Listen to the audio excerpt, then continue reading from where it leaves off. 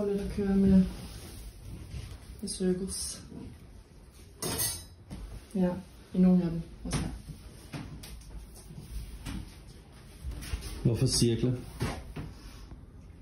Jeg synes bare, de popper godt. Jeg synes, det er rigtig sjovt at male ting, der sådan skinner. Jeg synes, det er sjovt, fordi det giver sådan lidt dimension i det på en eller anden måde, så man får nemmere dybde. Jeg synes, det er rigtig sjovt med skygger og lys og farver. Ja.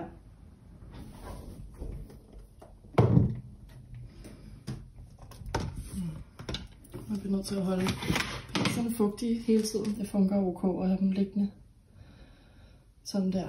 Og så har jeg lige købt en ny lille renser, som tørrer for alt det beskidte bliver dernede.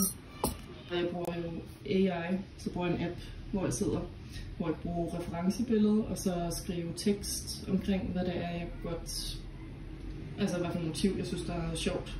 Og så laver en hel masse kompositioner derinde, og så finder jeg ud af lidt hen ad vejen, når jeg så sidder i Photoshop og arbejder, hvad der sådan mangler på kompositionen, og så bruger jeg så AI også til at prøve at lave de ting, der mangler, eller kigger i tidligere, og sidder og har lidt en kreativ proces inde i Photoshop. Og så synes jeg, det er fedt, når jeg sidder og maler, at jeg bare skal sidde og kigge på en reference, og ikke, så skal jeg mere tænke på det tekniske, og hvordan jeg bruger børsten, og hvilket udtryk jeg kan få frem med den, i stedet for at jeg skal tænke så meget over komposition, mens jeg maler.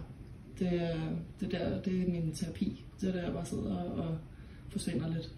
Ja.